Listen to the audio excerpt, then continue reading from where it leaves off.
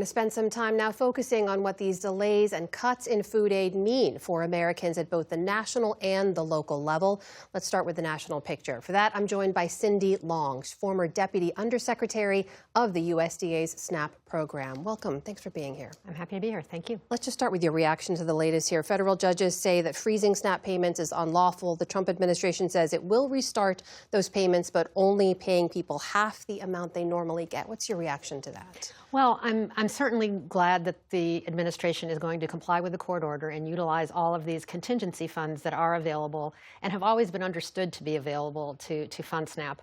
But as we learned, there's not enough there to cover the full month of November benefits. So, and there will be some, challenges getting these out as timely as possible, given the delay that occurred because of the decision not to use them.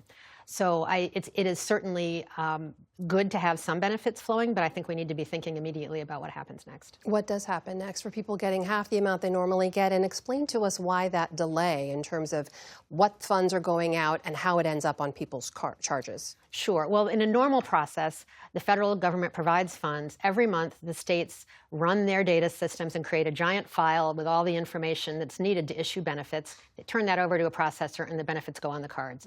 That usually happens well in advance of the first of the month. Didn't happen this time. So now what needs to happen is FNS will release the funds quickly and give states some direction about how to reduce them because of the limited funds. They're going to have to rerun everything to get that reduced level into the system. The states will have to do that each at their own level. The states will each have to do that at their own level, again, at this reduced level. So they're going to have to redo whatever work they've already done.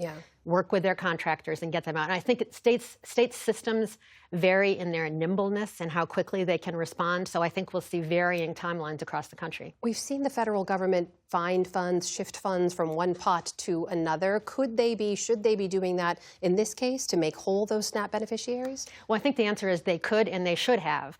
USDA does have another source that they can tap, and that has been available for a while. It's an account that funds the school lunch program and other child nutrition programs.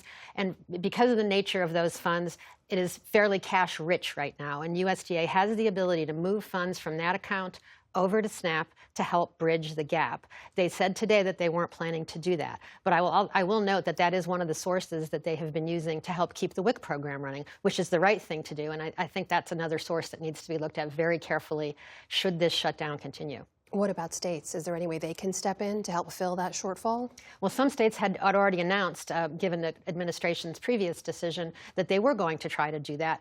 But the scale of a state budget compared to what the feds can do is just not comparable. And I think in most cases, the states were not going to be in a position to fulfill benefits for the entire month, which really just puts tremendous pressure on the beneficiaries and the emergency feeding system, food banks, and everyone else who is trying to step in and help folks. Big picture, when you look at what we're dealing with here, the USDA, we know, cited the government shutdown as the reason for its decision to freeze those SNAP funds. That's the first time it's happened in 6 decades of that program being in place in this country. And families are now dealing with this at a time of rising food prices, rising power bills. How would you describe the situation that people who rely on this program now find themselves in?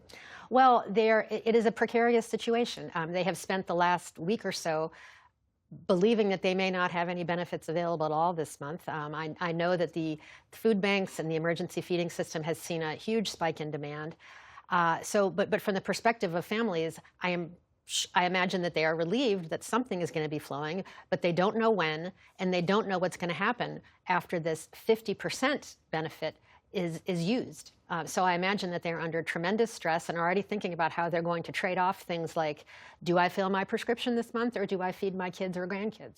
Do I pay the rent this month, or do I try to put a little more money of whatever limited resources I have aside for food? It's a horrible situation. And it's important to remember that about 70% of SNAP households are children, elderly, or disabled. So this is a vulnerable population that is being put in a very precarious situation. Cindy Long, former Deputy Undersecretary of that SNAP program under USDA. Thank you for being here. Thank you for having me.